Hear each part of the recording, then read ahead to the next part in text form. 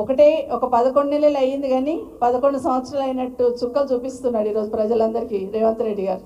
So ఎప్పుడు పోతారా, మళ్ళీ ఎప్పుడు కేసీఆర్ గారు వస్తారన్న ఆలోచన ప్రతి ఒక్కరికి వచ్చింది. కింది స్థాయి నుండి పై స్థాయి వరకు, ఒక వ్యవసాయ కూలి నుండి మొదలు పెట్టుకుంటే ఒక వ్యాపారవేత్త వరకు కూడా ఏంటి రాష్ట్రంలో పాలన కేసీఆర్ గారు ఉన్నప్పుడు ఎట్లుంటే ఎట్లా ఉందని ఆలోచన ప్రతి ఒక్కరికి కలిగింది.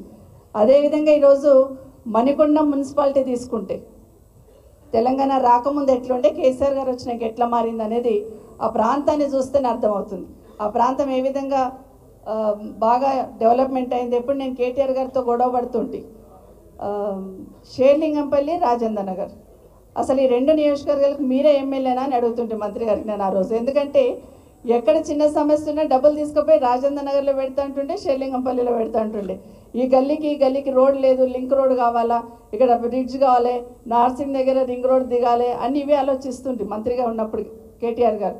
సో ఎప్పుడు నేను గొడవ పడుతుంటే అన్నట్టు అసలు ఎమ్మెల్యే గారికి అవగాహన ఉందో లేదో కానీ రాజేంద్ర నియోజకవర్గం మీద, షేర్లింగంపల్లి మీద మీకున్న అవగాహన ఇంకెవరికి లేదండి.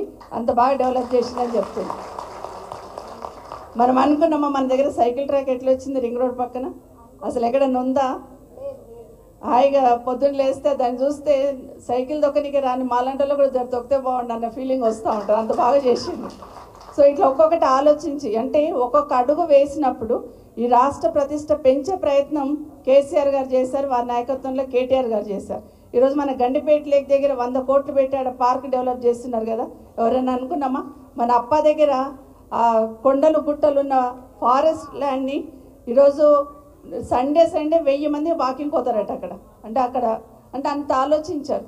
అంటే భవిష్యత్తులో ప్రజలకు ఏం కావాలా, ఏం చేస్తే బాగుంటుందన్న ఆలోచన గతంలో కేసీఆర్ గారు చేస్తే ఈ 11 నెలల్లో ఈ రాష్ట్ర ప్రతిష్ట 10 సంవత్సరాల కేసీఆర్ గారు ఎట్లా పెంచారో 11 నెలల్లో నెల తగ్గించుకుంటూ పోయారు. రాష్ట్ర ప్రతిష్ట ఎట్లా దిగజార్చాలనే కంకణం ఈ రాష్ట్ర ముఖ్యమంత్రి గారు కట్టుకున్నట్టు స్పష్టంగా కనిపిస్తుంది. నిన్నగాక మొన్న మేము కొడంగల్ దగ్గర పోయినాం. మొన్న గొడవ అవుతుంది కదా, 3 రోజుల నుండి చూస్తున్నాం కదా. అవసరం లేని దగ్గర ల్యాండ్ అక్విజిషన్ చేసి ఏ విధంగా బాధ పెడుతున్నాడనే చూస్తున్నాం. కొంతమంది లేడీస్ మాట్లాడుతూ ఉంటే అక్కడ పోయిన తర్వాత నిజంగానే ఎంత అరాచకం చేస్తున్నారంటే భూమి ఇవ్వమంటున్నారు, భూమి ఇవ్వకపోతే వాళ్ళని దౌర్జన్యం చేసి వాళ్ళని కొట్టి జైల్లో పెట్టడం ఒకటైతే, అర్ధరాత్రి 1:30కి పోయి లైట్స్ ఆఫ్ చేసి లేడీస్ని అసభ్యంగా వాళ్ళు వివరించి చెప్తా ఉంటే మనసు కలుక్కుమంది. ఎక్కడున్నాము ఏం చూస్తున్నాం ఈ రాష్ట్రంలో అనిపించింది. మహిళల పట్ల అంత అసభ్యంగా ప్రవర్తిస్తూ అంత అరాచకం చేస్తూ ఉంటే ఆ ప్రాంతానికి ఎమ్మెల్యేగా ప్రాతినిధ్యం వహిస్తున్న రేవంత్ రెడ్డి గారు ముఖ్యమంత్రి అయినారు. వాళ్ళ ఓట్లు వేసుకొని కనీసం నోరు కూడా పెగలట్లేదు. కానీ ఏం చేస్తున్నాడంటే అవతల పార్టీలో బీఆర్ఎస్ పార్టీలో ఎవరున్నారు, ఏం చేయాలి, కేటీఆర్ని ఏం చేయాలి ఫస్ట్ అనేది ఒకటే డిస్కషన్ తప్పిస్తే ఇంకా వేరే ఆలోచన లేదు. అరే నాకు ఓట్లు వేసిన వాళ్ళు రోడ్డు మీద పడ్డారు, ఏడుస్తున్నారు, బాధపడుతున్నారు అనే ఆలోచన లేకుండా కేటీఆర్ని ఏం చేయాలని ఒక ఆలోచన ఒకటే ఈ 3 రోజుల నుండి 4 రోజుల నుండి చూస్తూ ఉన్నాం.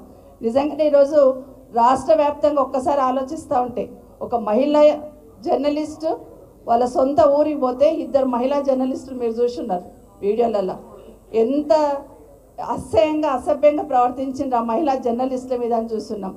ఎక్కడికి వాళ్ళ ఊరికి ఒక మహిళా జర్నలిస్ట్ పోతే కూడా అదే కొడంగల్ పోతే కూడా అదే విధంగా ప్రవర్తించున్నారు. ఎక్కడైనా మహిళల మీద అరాచకం జరుగుతూ ఉన్న సందర్భంలో ఒక్కరు కూడా అధికార పార్టీ నుండి స్పందించడానికి ప్రభుత్వం సిద్ధంగా లేరు.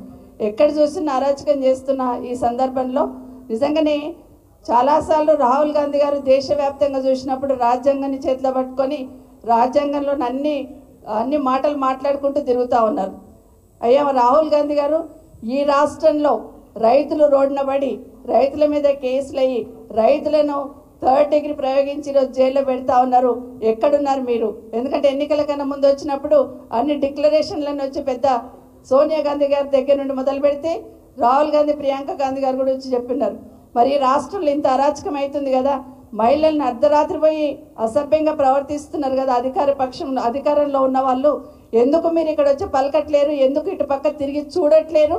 వినిపించట్లేదా, కనిపించట్లేదా రాహుల్ గాంధీ గారని నేరుగా రాహుల్ గాంధీ గారిని అడుగుతా ఉన్నాను. ఎందుకంటే ఈ రాష్ట్రంలో జరుగుతుంది ఒక్కసారి కన్ను విప్పి వినండి, చెవులు విప్పి వినండి, కళ్ళు విప్పి చూడండి. ఎందుకంటే రాష్ట్రంలో ఈరోజు అరాచకం సృష్టిస్తూ మమ్మల్ని అడిగే వాళ్ళు ఎవరు లేరు అని ఒక నియంత పాలన ఈ రాష్ట్రంలో జరుగుతూ ఉంది. దయచేసి ఇక్కడ తిరిగి చూడండి, దేశమంతా తిరిగి చూస్తున్నారు కదా. మరి మీ ప్రభుత్వం మీ ముఖ్యమంత్రి గారు ఉన్న ఈ రాష్ట్రంలో ఇంత అరాచకం జరుగుతూ ఉంటే ఎందుకు ఇటు పక్క తిరిగి చూడట్లేరు అనేది నేరుగా రాహుల్ గాంధీ గారిని అడుగుతా ఉన్నాను. ఇప్పటికైనా కళ్ళు తెరవండి. ఈ రాష్ట్రంలో జరుగుతున్న అరాచకాన్ని కనీసం ఇక్కడ తిరిగి చూడండి అని రాహుల్ గాంధీ గారిని ఈ వేదిక మీద నుండి కోరుతా ఉన్నాను. ముఖ్యంగా ఇక్కడికి వచ్చిన మీరందరూ కూడా రాష్ట్రంలో నిజంగానే అధికారం పోయినందుకు ఇక్కడ ఉన్న వేదిక మీద ఉన్న వాళ్ళకి ఎవరికి బాధ లేదు. కానీ ఒక్క సంవత్సరంలోనే రాష్ట్ర ప్రతిష్ఠిత దిగజార్చారు కదా. మరి ఇంకా 4 సంవత్సరాలు ఈ రాష్ట్రాన్ని ఎక్కడ చేస్తారు, ఏం చేస్తారని ఒక ఆందోళన మాత్రం కలుగుతుంది. ఎవరు చూసినా ఇలాంటి పాలనను మేము ఊహించలేదు, అయ్యో కేసీఆర్ గారిని బోడగొట్టుకున్నామే. ఇప్పుడు ఇంతకుముందు ఆ తమ్ముడు మాట్లాడుతూ చెప్పినాడు, గురుకులాలు పెట్టినప్పుడు ముస్లిం మైనార్టీకి సంబంధించిన గురుకులాలు పెట్టినప్పుడు కేసీఆర్ గారు ఏం మాట్లాడారంటే ఏకే ఖాన్ గారిని అక్కడ ఇన్ఛార్జ్ పెట్టున్నారు. ఒక్క మాట చెప్పారు, జనరల్గా ముస్లిం సోదరులు ఆడబిడ్డల్ని చదివించరు, కానీ గురుకులాలలో అమ్మాయిల కోసం ప్రత్యేకంగా గురుకులం ఏర్పాటు చేయండి, మీ అమ్మాయిలు బాగా చదువుకుంటేనే మీ దాంట్లో వ్యవస్థలో మార్పు వస్తుందని గట్టిగా చెప్పి నమ్మించి ఈరోజు గురుకులాలు ఏర్పాటు చేస్తున్నారు. 1020 గురుకులాలు ఉంటే 650 గురుకులాలు అమ్మాయిల పేరు మీదే పెట్టారు. అంటే ఏ విధంగా ఆలోచించినారు కేసీఆర్ గారు అనేది ఒక చిన్న ఉదాహరణ చెప్తా ఉన్నాను. తప్పకుండా మళ్ళీ కేసీఆర్ గారు ఈ రాష్ట్రానికి వారి నాయకత్వం అవసరం. ఈ రాష్ట్ర ప్రతిష్ట, ఈ రాష్ట్ర గౌరవం, ప్రజల గౌరవం కాపాడాలంటే ఒక కేసీఆర్ గారే రాష్ట్రానికి శ్రీరామ రక్ష. మరొకసారి మీకు అందరికీ కూడా తెలియజేసుకుంటూ